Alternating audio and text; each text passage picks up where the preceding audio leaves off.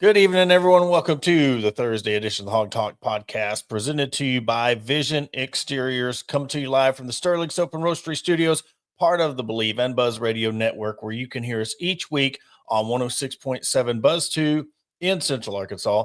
All live shows are coming to you by Arkansas Brewing Company in downtown Ozark.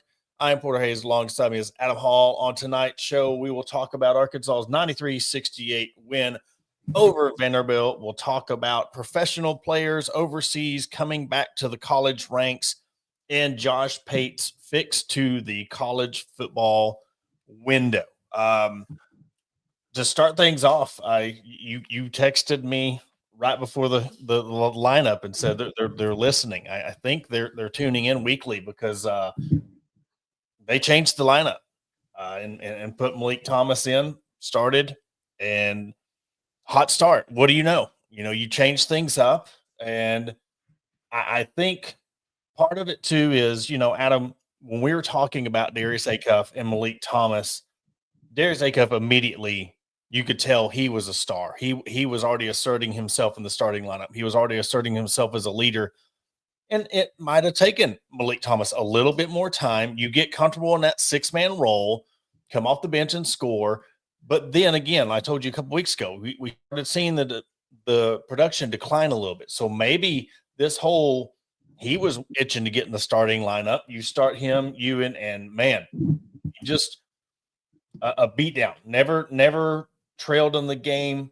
The only held Vanderbilt to a 6-0 run, and that was with 2 minutes left in the first half. So, I mean, very solid performance by the Razorbacks.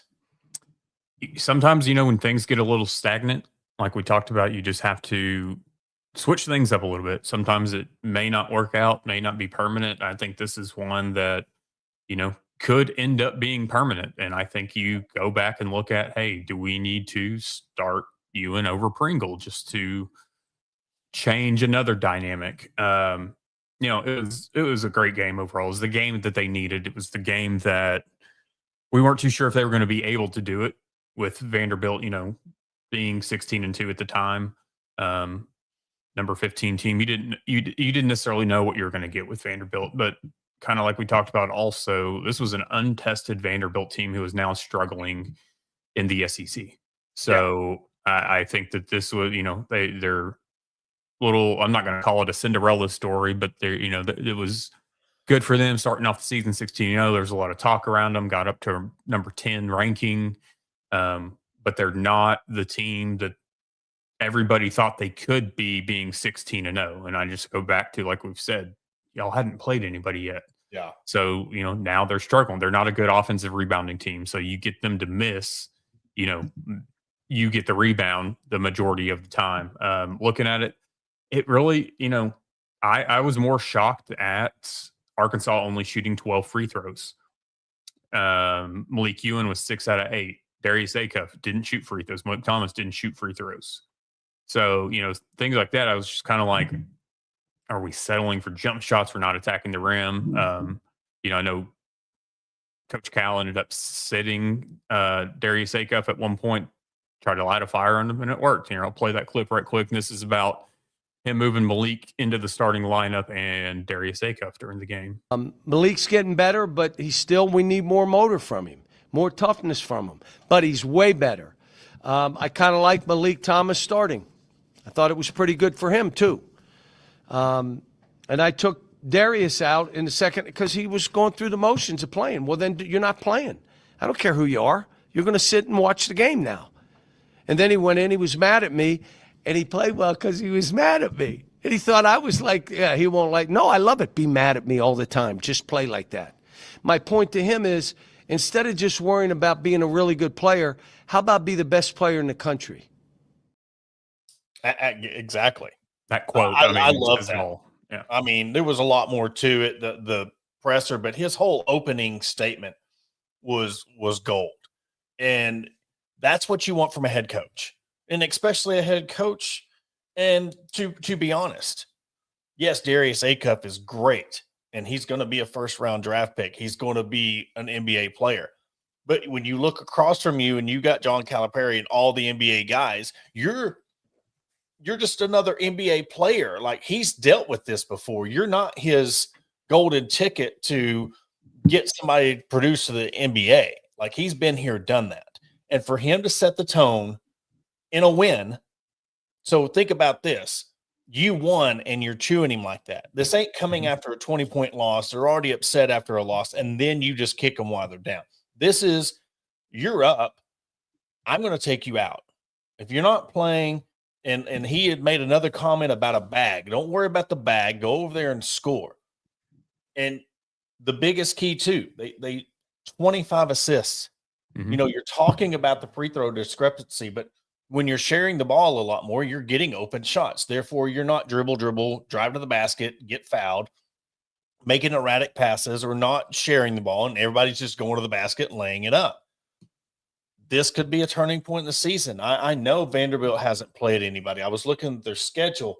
I mean, Wake Forest. I mean, they played St. Mary's, which is, they're decent. They give Gonzaga a run all the time. You know, they play good in that conference. But I mean, Memphis, St. Mary's is it. Outside that, you're playing Lipscomb and Eastern Kentucky and VCU, SMU. Yeah, they have not been tested, but you can't not take away from what Arkansas did, because they're doing what they're supposed to these teams. They're not letting them hang around like they have been in the past, and you're blowing teams out. And we made it a point. They need to get on fire. They need to go 2-0 this week. And this was a very, very good start to, you know, what now welcoming in LSU, depending on this weather situation that we'll be closely monitoring tomorrow. Hopefully they get here on time. They come in tomorrow and they're ready to play, but you still have a game on Saturday. That's another factor. What's the fan situation going to be like? What's your situation going to be like with this weather? And then you got to play a game on Saturday at 7:30 p.m. on a Saturday night. You know, I kind of expect the game to be moved up. Hopefully LSU gets there tomorrow on time. We'll see what happens. If LSU gets to town just fine, I mean, I feel like they're going to play the game. So obviously they're talking about Fort Smith, Northwest Arkansas. I think I've seen as early as 4 p.m. tomorrow when stuff starts moving in. If it's something that, like, you're not going to have much of a turnout, and they talked about this on halftime today on ESPN Arkansas, like, let the students into the game for free. I mean, it's better off to just, you know, let however many few thousand students that would show up, let them show up. Let them come in. Let them walk a mile and a half to Bud Walton Arena and let them have a time. I mean, it'd be much better than the, you know, few hundred people that might show up still whenever that game's played, depending on what happens. But, you know, it's LSU. We played them kind of up and down sometimes, I feel like. We've seen multiple times in years past when there's a game at Bud Walton Arena and the weather kind of threw things off, not as many fans show up. The games are always kind of funky, even when Arkansas is, you know, ranked or expected to win highly. So I'm kind of leery in that sense of just how games have gone in the past whenever the weather throws things off. But in my opinion, there's no reason for concern against playing LSU. I know that LSU's played a little bit better the last couple of weeks, but this is a game they should control from start to finish. Going back to the Vanderbilt game, you know, we talk about adjustments in football a lot. We've talked about them a little bit with basketball. But, you know, one thing that they did first half, Tyler Nickel for Vanderbilt scored all 17 of his points just in the first half. You know, they came out in the second half, made adjustments, and that's something that they have to do. If you've got a guy that's on fire, you've got to figure out how to shut him down, because we've seen games before with Michi, whatever his last name was, for South Carolina. I mean, he had 29 that game. So if somebody's got a hot hand, you've got to be able to shut them down.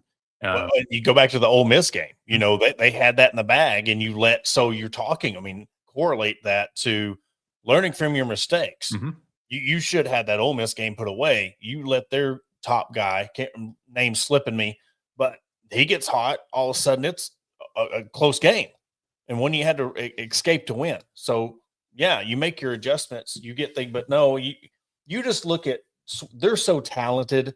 I mean, you know that you can switch things up. You can start Malik Thomas. You can get I mean, you had 6 guys in double digit scoring. Mhm. I mean, Trevor Brazile come back with, 10 points, 5 rebounds, 14 rebounds.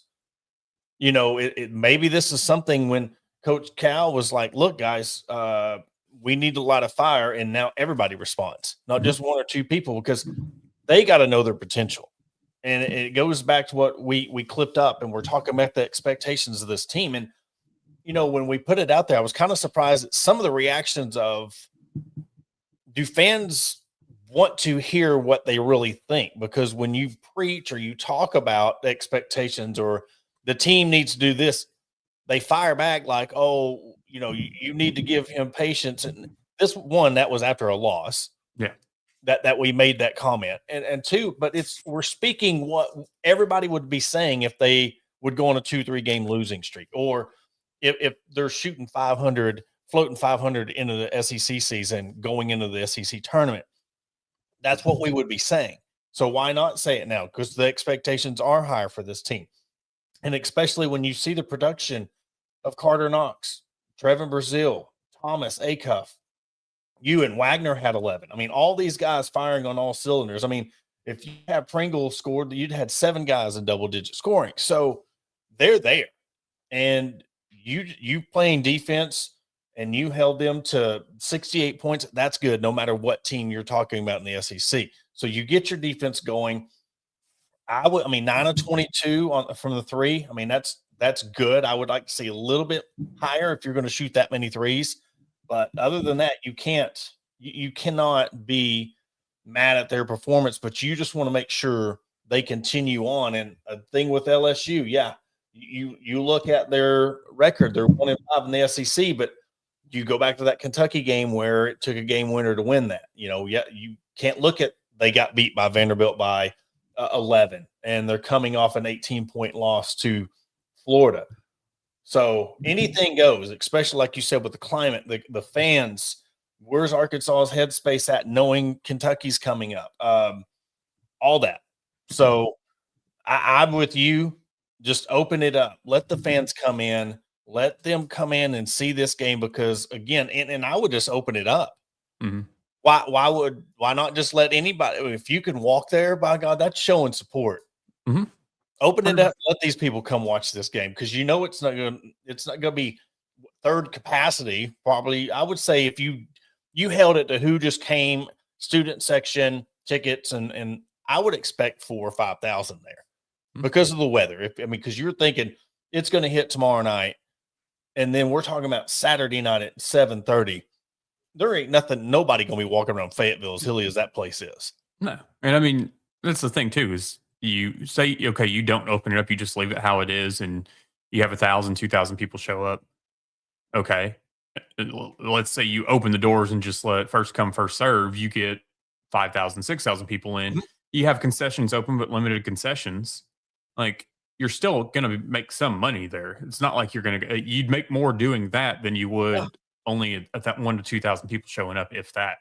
So, well, we'll see what they do. I have a feeling that they're, not going to do that, but it wouldn't hurt anything to do it.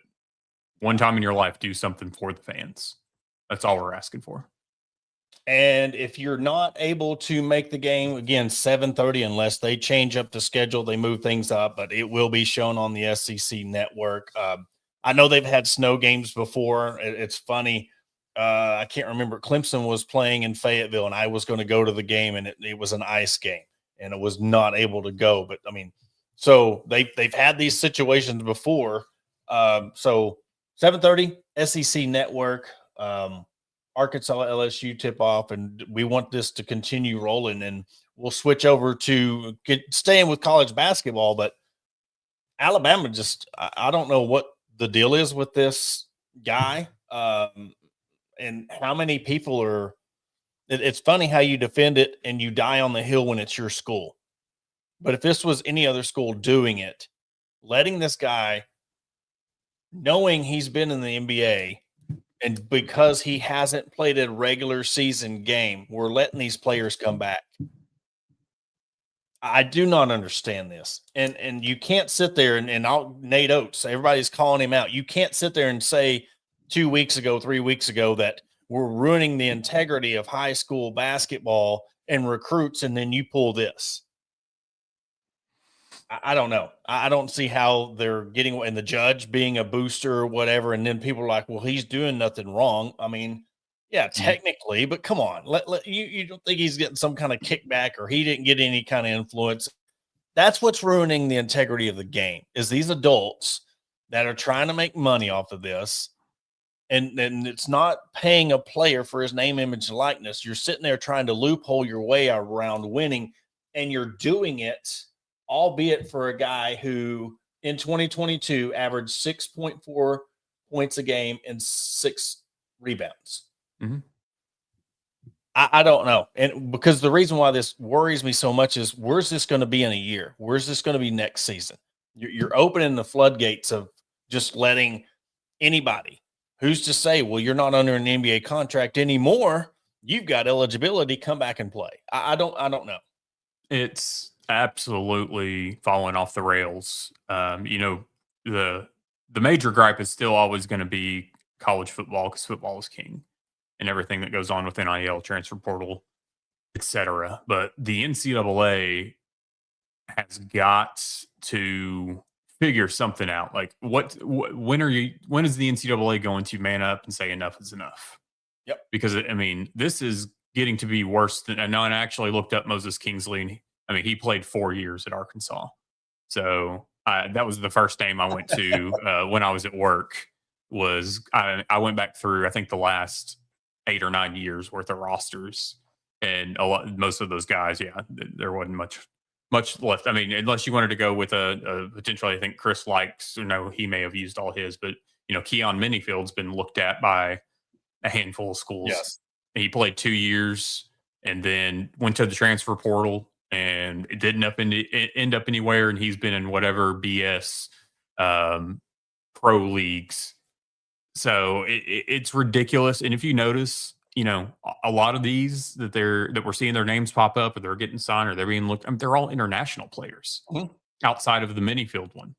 They're players that didn't play, hadn't actually either, played or signed their NBA contract. They went over and played Euroball, except for this guy has signed a 2-way contract with the San Antonio Spurs.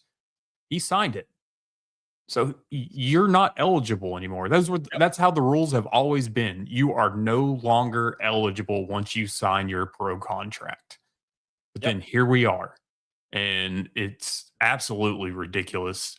This guy's going to get a 10-day window, essentially, because it's going to be ruled on Tuesday, I believe.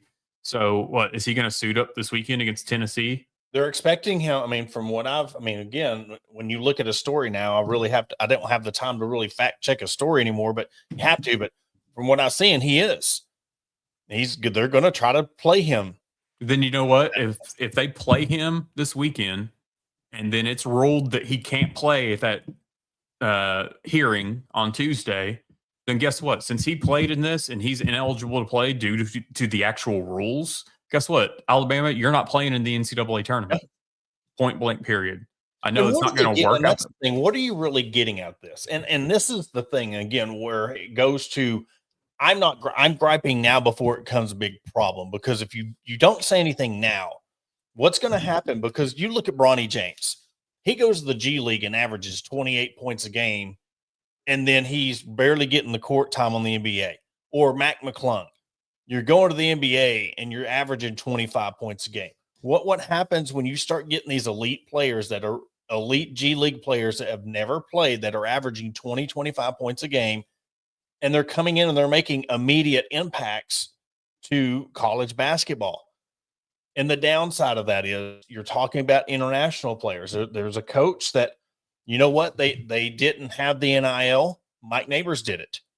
He didn't have the NIL help, so he went and got overseas players because the NIL structure is different. It's different for international players. Now, I don't know if that's changed in the last couple of years, but I know that's why he did it, because he wasn't getting any financial help. So he was having to go where he could. So he was going to Australia. He was going to Spain. You're seeing a lot of these international players coming playing in women's basketball because they don't have to give them the money that you have to give the American players and the players that are in high school or coming from another SEC school. It's bottling down, and you're seeing some of these guys. I don't know what the Baylor player, how he's doing, his production, but if they're not doing well, you're still taking a spot from someone else. You're going to end up ruining high school athletics if you keep going down this road, because they're already the amount of spaces for a high school kid in basketball is already slim because you're going through the portal. If you start doing this and portal, you might get one guy, a signing class, or two if it's just that big in a signing class, and that's it. None of these, I mean, of course, it's still early, so we don't know how it's going to ultimately end. But it's like I don't see any of these guys that they're talking about coming to the NCAA or that they've already signed to teams or whatever. I don't see any one of these players becoming some dominant figure for whatever team they're going to. I feel like it's a complete waste of time for these teams and a complete waste of time for the NCAA to even have to deal with it. And a lot of this boils down to, sorry for you that you couldn't make it in the NBA or to get drafted, or with this guy in particular with the two-way contract with the Spurs. Go overseas, go to whatever other professional league you want to go to, but find another job. Maybe you should have graduated college, use your degree. Yeah. I mean, I'm just to this point that maybe basketball's not in your future, but this right here is muddying up the NCAA even more than it already is. And quite frankly, it's putting me to a point like, yes, I'm still going to watch Arkansas games. Yes, we're still going to do the show and talk about these things. But it's like, I've already lost a lot of respect for the NCAA. But stuff like this is pushing me to care more about professional sports just because at least they have rules in place. At least they put their foot down. And the NCAA is just like, well, we got sued, so we're going to let them do this. Yeah. Screw that. Like, I'm sick of it. That's the thing. They don't care because it's all about money to them. They're salty. The NCAA is salty because players are getting paid now. So their thing is, what can we do to generate revenue? What can we do to get our money back? That's the only thing they're worried about. Why do you think in football they're wanting these expansions to the playoffs? Why do you think they're wanting these super conferences and these big time TV contracts? Because it's about them. Why do you think they're allowing these collectives? Because they're getting kickbacks from that. It's all about them growing their business, and they're being greedy. And then you got Nate Oates. Like, I mean, do we need to bring back up the Brandon Miller situation? Mhm. I mean, it's one of them things that, yeah, we know the circumstances, but you still let this person play. You still let all this stuff go down when the circumstances happened. So it doesn't surprise me that he's doing this, and to see the Alabama fans and these lawyers come in and miss me. I mean, because I don't trust, and that's what I was saying. I don't trust anything anyone does or says when it comes to this about being high and mighty, or now you want to be the moral police, or now you want to talk about technicalities, because we know it's all BS. We all know it's a money grab. And it's just making things worse that you're allowing people to go to 7 different schools, or you're denying somebody a 5th or 6th year, but you're allowing this. Like you said, if you're going to let everybody do it, let everybody do it. Cool. At least we know what the rules are, what kind of players you can get. But when we can know, and the biggest thing that's crazy about this, Adam, is we're in the 2nd semester. This isn't like we're talking about this in the off season. We're playing games. We're halfway through the season, and you're allowing this. There was a football player at Clemson that Ole Miss got. He had enrolled in Clemson. He was taking classes, and he was performing in off-season workouts. Now he has already left, and he's at Ole Miss now. That's where the muddiness gets, is like, even though you're still committed to this school and you're going to this school, you still have this slimy agent still trying to, behind the scenes, get more money for you, because guess what? That means more money for him. It's crazy. Like the NCAA, everything obviously is all about money, or we got to make more money. We got to this, we got to that. And I just pulled up what the NCAA made over fiscal year 2024. $1.4 billion, which was a record for the NCAA with $166 million surplus. Yeah. And that's not enough. And I know we're seeing this across the board with other corporations and pharmaceuticals, insurance companies, et cetera. But it's like, when is enough enough? It never will. I mean, it's a sad truth, because guess what? These big corporations are going to find out ways to write off losses. They're going to be in full control of some of these athletic programs. And if they fail, it's a write-off. It's a loss for their company. That's where we're headed. And yeah, we're going to have to get a grasp on it. And yes, it's fun when, like college football, we're seeing the good things of it. I still think the good outweighs the bad when it comes to this NIL, but to some point you're like, okay, enough is enough. And when is that good? Is it going to be too late? Is it going to be where the flame is out and you're losing a majority of their fan base that strictly loves college for college, and they're just over it? Kind of like what you were saying with, you love pro, and college is leaning more towards pro. But when you start losing that core fan base that loves college athletics, and it's more than just paying players for their name, image, and likeness, and you're just throwing money at them, whether they sit on the bench or not, or they're not doing anything. Carson Beck graduated 2 years ago. How long has it been since he's seen a college classroom? But yet you're in Miami going and playing football. That's where the whole thing gets fishy. And that's where I think it's going to this farm system. Ty brought up this G League has become a developmental league for NCAA. It probably is, because guess what? If it become a farm system, kind of like I was talking about the layers and the tiers of college football, what if the G League is a tier below the NCAA? I mean, before, like we've talked about, like kind of the NCAA and the NBA, I was kind of to the point of take away the one and dones. Let these guys jump or try to go to the draft if they want to straight out of high school, just to eliminate some of the one and dones. Or because I think we talked about this right after, like at first, Darren Peterson wasn't going to play anymore for Kansas, which he's still playing, so it ended up not happening, whatever. But these players, so they don't just come collect a bag and then opt out for the rest of the season or whatever.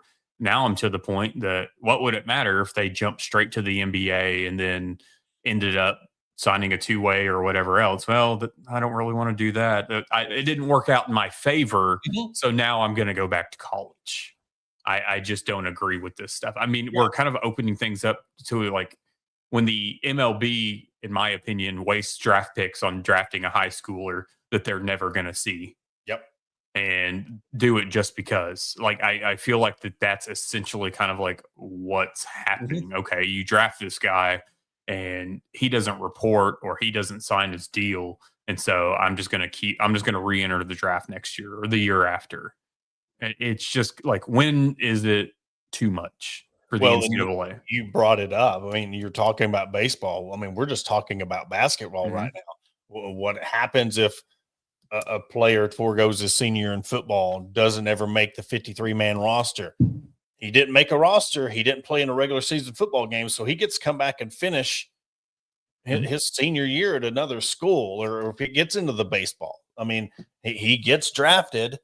He goes and plays AAA ball, but he's never played for the Red Sox. So he gets to come back and finish his year or 2 or 4 years in that sense. I mean, it just opens up a big can of worms that everything's overwhelming right now, because, we're seeing it in spots. We're seeing it happen during football season.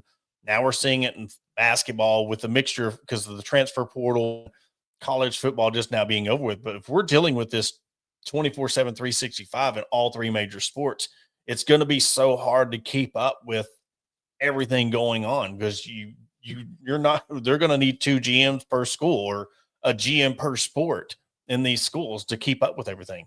Well, and what's going on in basketball too, it's like you're giving ideas, because obviously most of lawsuits in the NCAA have came from football.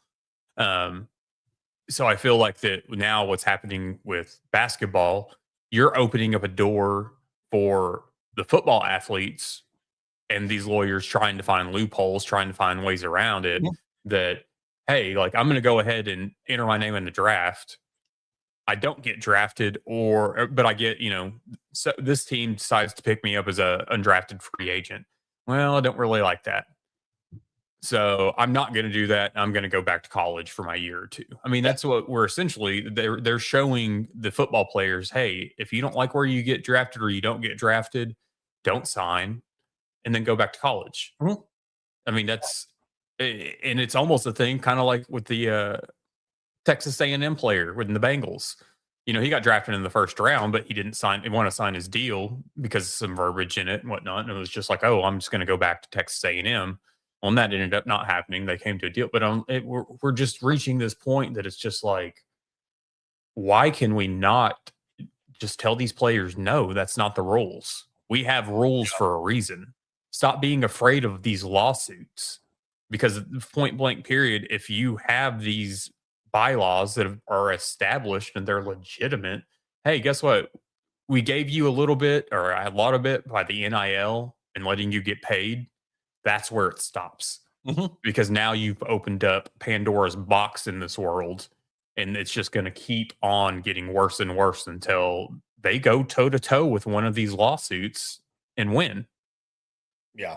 Yeah, it's what's going to happen. And that's the scary thing. We don't know what we're talking. I mean, it seems like everything we've predicted or not predicted or talked about, it's happened and we're already past that point. I mean, Mhm. it's crazy how fast all this is going.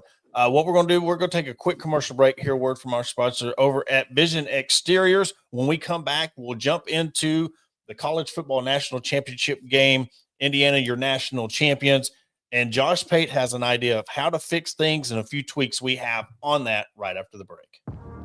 Looking to enhance your home's curb appeal? Look no further than Vision Exteriors. As your trusted roofing, siding, and exterior experts, we're here to transform your property. Our skilled team ensures your job is not only functional, but also aesthetically pleasing. Along with roofing, we also offer window, gutter, and siding installation to boost your home's appearance with our quality options. Visit us at www.visionexteriors.com or call us at 479-397-4770. Let's make your vision a reality. And welcome back to the Hog Talk Podcast. Second segment, we're going to jump off into college football. Of course, on Monday night, we watched the national championship game. Great game. Came down to the last minute. Indiana is your national champions. And out of it was funny to see everybody pointing out at, we're talking about this NIL stuff and people going pro and coming back, but I don't know what will change because of this. Now Big Ten has 3 straight national champions. SEC has not won a national championship since the NIL transfer portal stuff. We're 3 years in. Big Ten's, I don't think they're liking it at all, but it's funny how you look at these people that are welcoming in the Baylor player. They're welcoming in this Alabama player. But yet that you go to the Indiana and their football team and they're 24, 25 years old. And they're like, well, that's not fair because they're a bunch of old guys and they beat up on 18, 19, 20-year-old kids. That's not the way it is anymore. And I know, Carson Beck, what, his 7th or 8th year and, come down to that final throw. But look, they're learning how to do things the right way. And yeah, they're picking up 5th-year guys and they're picking up grown men because, listen, the SEC and football made it a grown man sport. Now that the Big Ten and the ACC is coming in, they're developing their teams. Certain programs aren't stockpiling their programs anymore. You're going to see more of that. And that's where I like it because anybody has a chance anymore. That's what makes it. And Josh Pate was talking about, making it to where you move the regular season back a week and you start on Thanksgiving with your conference championship and some bowl games. And then you start the 12-team playoff, and then you have the national championship on January 1st, which I think is brilliant. I think you having the national championship on January 1st and then you can get everything done and over with by the time the second semester starts at school. The only thing I would change is he was talking about having these extra games, a week 13 games. I think you come into this where you, instead of doing the Power Five or whatever automatic bids, Mhm. you have a list of games. These games that teams are on the fringe, and you play. Say James Madison plays. Let's just throw it out there, Notre Dame, or you have Tulane. It's almost a play-in game. Look, we're going to let you play in for a chance to get to the college football playoff, but you got to earn it. You got to play somebody worthy of. If you beat them, then you could be eligible for the 12-team playoff. They've got to do something. It starts with the calendar. So I'm all about moving it up and transplanted. They haven't made a decision yet or a statement on Saturday games. I'd expect tomorrow to get some kind of notice, kind of like with, I think, gymnastics tomorrow got moved up, and we found that out today. So I would bet tomorrow we'll hear something about Saturday games. No, I mean, this is, I feel like Indiana's laid a different blueprint than NIL, than buying your roster. They're going after the older players. So it's, we knew that the playing field was going to be leveled out some. It was just a matter of how was that going to look. I don't think that the Big Ten, I feel like, is not the better conference in the sense of more balanced, because I feel like the bottom of the Big Ten is pretty awful. Yeah. It's just the powers SEC. that be. Yeah. The SEC doesn't have the heavy hitters that they've had in years past. So I think it's leveled out some there. I think all in all, kind of like we talked about with March Madness last year, we're just getting better product because you're, like we said, leveling things out. You're not having guys go to an Alabama or a Georgia or a Texas and sit for 2 to 3 years waiting their turn. These guys want to go and play now. So Signetti's, hey, come here. But, he brought a lot of guys from JMU to Indiana with him. So I think he's got his own blueprint. You're going to see teams try to do that versus the NIL route. But, how's this going to look for Indiana? Okay, you won this. Signetti has his own blueprint with the older players. Hey, but now we're going to throw in Mark Cuban's donation to the NIL for the transfer portal for Indiana. So is Signetti's going to get to add another element to whatever plan he has? Do I think that he's created a juggernaut? I don't. But at the same time, he's shown that it can be done. You just got to find the right coach. So I feel like he was going to do this no matter where he went. And hey, guess what? He got to go to Indiana because there were no expectations. You go to a top school that's won it before or been relevant or whatever else, you kind of have more pressure. If he were to go to an Auburn or an Alabama or hell, even Arkansas at that point, and you don't have the success that was expected, they're going to boot you after 3 to 6 years. Yep. At Indiana, it's just like, hey, get us relevant. Let us have winning seasons. Get to some bowl games, sniff the playoff. I highly doubt that they had any idea that year 2 they'd be winning the national title for the first time ever. So it's a different blueprint, but it worked. I feel like there's going to be a lot of teams that try to copy it and not have success because ultimately it comes down to the coach. Yeah, you can take this and run with it or try to, but your coach makes or breaks this. Well, and also you do it in a school like Indiana. If this thing falls apart 2-3 years, you're not at a place like, let's say Arkansas, where if Arkansas won a national championship and this fell off, how would the fans react? Would they be okay with that national championship? At Indiana, they're already building the statue for him. They're already putting 16-0 up. So if this thing falls off in 2 or 3 years, like, man, it was a great run. It's one of them that, okay, we're good with what we have. we're okay with the fact that we won. We're not relevant again, but you know what? We did something that no one thought that we could do. And I think that's good enough for them. I think that's why it's very selective on where this is going to happen. There's going to be everybody's going to try to do it.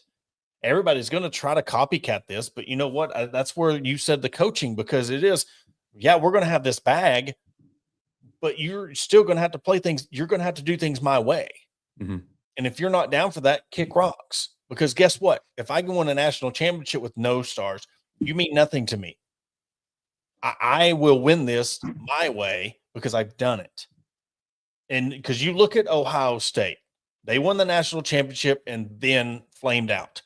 Texas Tech spent all this money and flamed out. It is so hard now. We're not going to see dynasties anymore. It's going to be more so like a pro level. If you win back-to-backs, you're considered a dynasty because it is that hard to play 9-game conference schedule, then play 3 or 4 game, playoff. So if you win a national championship, it's hard. And so see, that just what makes Indiana winning it more impressive, going 16-0 in the landscape of everybody's paying players now. They didn't need the 5 stars. But it's going to be harder because, like we said, you have that chip on your shoulder to get to the top. Let's see where they're at next year.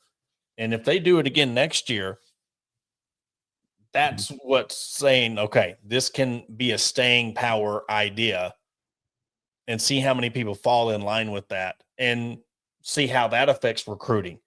Because now people are not going to go for the freshman. They're not going to throw bags at a 5-star freshman. They're going to go get the 23-year-old kid, and they're going to build a semi-pro football team.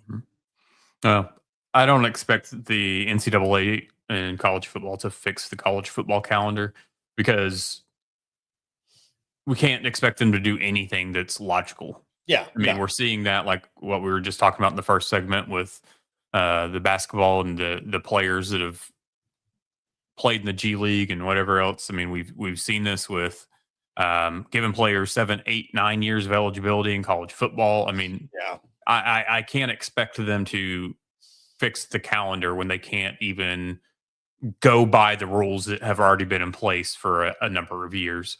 So ultimately, I mean, the NCAA is going to continue to make millions of dollars, and they're going to keep figuring out ways to screw all this up. And unfortunately, we're still going to sit and watch. Yeah, exactly. Because we watch our teams because we're so attached to them. It's going to come to the point to where they're not going to worry about it because of exactly what you just said. They can, I mean, because the next 4 national championships are the 20th or later. As long as they're bringing money in and they're making $1 billion a year and $160 million surplus, they don't care. They're going to do what keeps making them money. And until it starts affecting their money, I keep on saying that because I bring up the reference of Jerry Jones and the Dallas Cowboys. As long as they're making money and they're having $160 million surplus and they're still running a success business, they're not going to worry about the bottom dollar. They're not going to worry about what the consumer wants until it starts affecting their pocketbook. Mm-hmm. So, and I believe the Big Ten plays non-conference games. Yes. Big Ten, and then the ACC's trying, and they're ignorant too because they're like, everybody, and this is another thing it's coming into with the super conferences. ACC is going to a 9-game schedule, but not everybody is playing a 9-game because they have too many teams to make it feasible for everybody to play a 9-game SEC schedule or ACC. Conference schedule. Sorry, yeah, ACC schedule, because I know Clemson next year is still playing 8 because not everybody. So you're going to get into that. Well, all your conference is playing 8 or 9 games, but you have some of the select few that are playing 8, and you're going to run into that. You know, and it was crazy. This is going back to basketball, but after the Arkansas game Tuesday night, I would have hated to have been a Purdue fan because they were playing UCLA at 11 o'clock Eastern time zone. Like, I have a hard enough time sitting through a game that starts at 8 o'clock. You're starting a game at 11 o'clock. And that just goes to the ridiculousness of the Big Ten and their layout. Hey, I have a brilliant idea. You take these West Coast teams There's 12 of them or so. You create a conference called the Pac-12. You find them a you're onto TV something. deal, and you stop this nonsense because it is ridiculous. And I get it; they're in West Coast time, but I mean that is insane to ask your fan base to watch a game that starts at 11 p.m. your time. So college athletics as a whole is in a complete crapshoot right now, but nothing matters. Nothing has to make sense anymore. Yeah.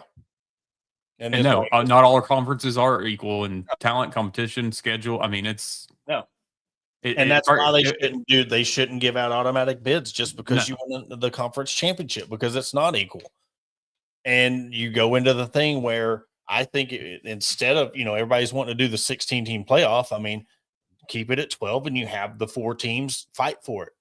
Have teams that are on the fringe. If you're fighting over who's 10 through 14 and you've got 3 or 4 spots left or 2 spots left, you have 2 games, 4 teams, include those P5 guaranteed bids that get the play-in game.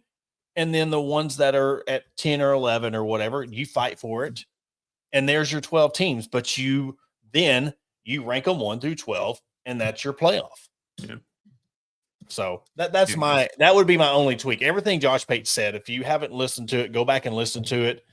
I think it's about 3 minutes long on what he had, his thoughts on the window and the transfer portal, all that. It's a very good listen. And that's just my only thing I would tweak about it is because you're still going to run into the thing until you don't give out these automatic bids. You're still going to have what you had this year. Mm-hmm. You're going to have a Troy, or you're going to have another James Madison, or you're going to have a Tulane. And then guess what? Their coach is going to be gone. And now they're decimated because the transfer portal, and a team that already didn't have a chance has no chance because their coach is gone.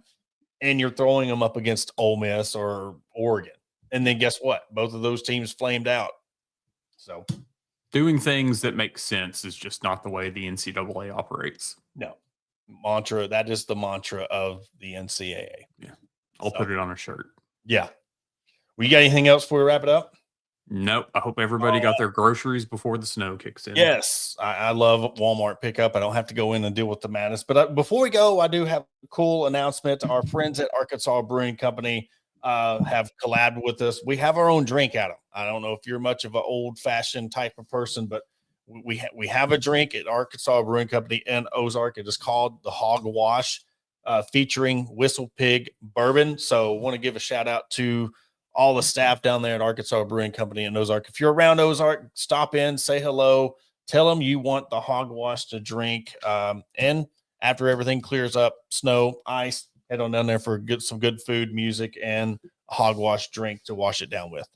But it'll definitely warm you up in the cold weather. Oh yeah, I had it. I got to beta test it, and it was pretty stout. So, but everybody stay safe. It's going to be a long couple of days. Yes, there it is. There is the Hog Wash with the Whistle Pig Piggyback Bourbon Whiskey. Had it the other day, and it was very, very good. So, it's going to get icy. We're going to get snowed in. We're going to get ice. For those South Arkansas, East Arkansas that get ice, thoughts and prayers with you if you're dealing with the power outages and stuff. So check in on everybody, stay safe, and we will catch you on Monday. Don't forget, weather permitting, electrical issues, Hog HQ Live will be back on Sunday night at 8:05. But for Adam, I'm Porter, and we'll see you on Monday.